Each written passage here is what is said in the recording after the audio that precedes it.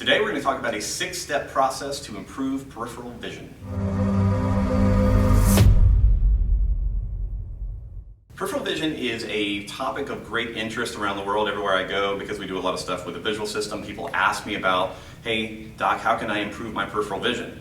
Well, the first question that we need to answer is why do you want to do it? And there are a lot of reasons to work on your peripheral vision. From a purely kind of neurologic perspective and performance perspective, one of the things we know is that in high stress environments, people tend to lose their peripheral vision. So we like to work backwards from that and say, hey, if we can maintain it, will that keep our stress levels down? And I believe that is actually yes. Answer is yes, at least in part.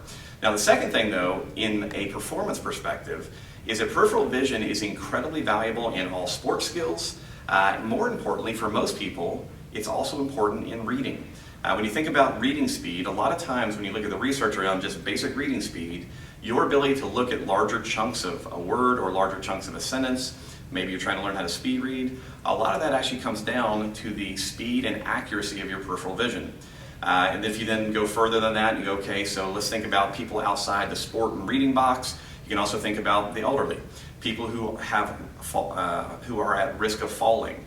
When you look into that literature, a loss of peripheral vision is also a huge cause of falls, which are a leading cause of death. So from our perspective, one of the big things we will always want people thinking about is, all right, peripheral vision, I need it, how do I improve it? So we're gonna go through a 6-step process. I'm gonna keep this fast and simple, but the first thing I want you to think about is relaxing your neck. Now, a lot of people don't recognize the idea that head and neck motions and eye function are tied together. There's a lot of neurology in this, but basically what I want you to think about is loosening the upper section of your neck and your shoulders. So I really don't care how you do that. If you've been through our courses, you know that we do a lot of just basic cervical or neck mobility where we do rotations, basic lateral tilting, what we call chicken exercises, little lateral glides, things like that. Now, if you don't have that mobility, just start with what you do have. Just start with some really simple, basic ranges of motion, make them pain-free, and basically just warm up your neck. The next thing that you want to do is also work on the upper part of your neck, and the easiest way to do that is to tuck your chin and then pull your chin back gently. So again, tuck the chin, pull the chin back lightly, and what you'll feel in that is kind of an increased stretch at the base of your skull. That will also help you to relax. You can also kind of rub the shoulders or move the shoulders around in a bunch of different ways. So think about relaxing the neck and shoulders. That's number one. Number two, you want to relax your eyes. Periodically through the day, you want to do a couple different things. You can do a little light eye massage. Eye massage is pretty simple. I've talked about it in other blogs. But basically you have 6 spots in the middle and the bottom, middle and the top, inside bottom, inside top, and outside bottom, outside top. So you just close your eyes, you give a little pressure, and then about 5 to 10 seconds of circular massage in each of those spots. Just let your eyes relax. And what you may find if you've tested it, like, okay, how far out to the side and up and down can I see? You may even see some improvement just from relaxing the head and neck and the eyes. That would be a great thing to do about every hour to every 2 hours sitting in front of the computer or when you're watching TV so that you don't get overly focused on that little box that seems to rule our lives, all right? So after we've done that, the next thing that we want to do is we want to start to learn how to train peripheral vision. So to give you an example, what I have here is what we call a peripheral awareness chart. We have all these things up in our office at different times. But the example here is when you're training your peripheral vision, you want to work on it in a bunch of different ways. But the most important key point is that you have to pick a focal spot. So if you see this chart, there's a little dot right in the center. And what happens is the athlete looks at this chart, they focus on the dot, and usually they have it fairly close to their face like this. And the idea is to maintain steady focus on that one spot and then try to relax the rest of your vision and become more aware of the surroundings. Now, you don't have to have one of these awesome charts in order to do that.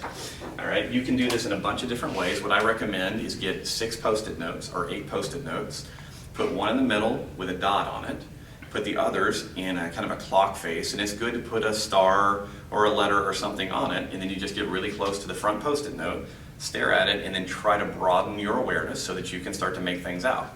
That's the simple version, is 1 letter or 1 shape per post-it. Now, if you want to get advanced with this, there's a lot of research that shows that we then want to start making it more difficult, and that's step 4, which is once you start to understand how to expand your peripheral awareness, you want to challenge it. Because a lot of people, when they think about peripheral awareness, they think, okay, it's for low light and for movement. That's true, but we also can increase or improve our acuity, meaning how clearly we can see this stuff. So in the research labs, what they do is they start off with like 1 letter, and then as you improve, they go to 2 letters and then 3 letters, and they put them in different formations. And the idea is that with a little bit of training, people can improve their peripheral acuity up to 45–50%, which is really cool and really outstanding because that is reflected then in improvements in reading. This is where most of this research has been done. One of the studies I looked at from 2010, some time ago, showed that a normal person that worked on peripheral awareness could actually increase their reading speed up to 85%, just again by improving the acuity with which we can see to the outside. So step 1, relax your neck.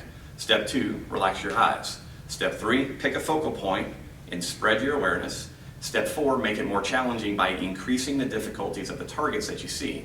The next thing then, step 5, is doing what I call multi-position work. All right, when we do multi-position work, basically what that means is most people when they do peripheral awareness work, they do it with something directly in front of them.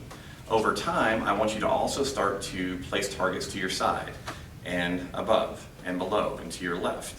So in this case, I have a multi-size font chart that we've used in other videos. So for instance, if I wanted to start with this large, font size, 36, I can go, okay, if I'm looking directly at the camera, that's my focal point. Can I be aware of it? Can I read it? No, okay, maybe here, maybe here. And then eventually I start again trying to increase or expand my ability to see clearly what's out to the side. And as I said, using it in different body positions so that it's not always directly in front of you is the next step. Finally, let's talk about time. Step 6 is to do this enough. When you look at vision training, a lot of people want to do one vision drill for 30 seconds and go, okay, I'm good. But that's not how it works. Remember that you're getting millions upon millions of reps, right? Using your eyes throughout a week. Basically, you have a lot of visual habits that need to be broken. The only way to do that is through regular practice. So if you look at the research in peripheral vision retraining, you need to be thinking somewhere between 5 and 10 minutes a day of doing this kind of work.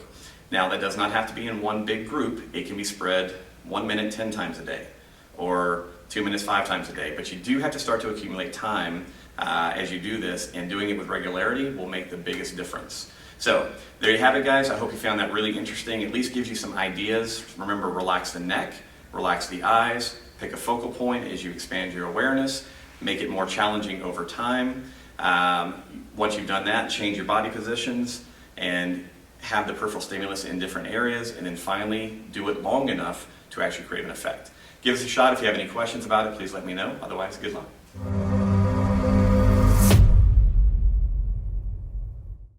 Go ahead on the set. All right. Today we're talking about That's totally my fault. That's Shannon's fault. It's 100% my fault. Everything. All on him. It's We actually already camera shot this. operator error. We already shot this once perfectly.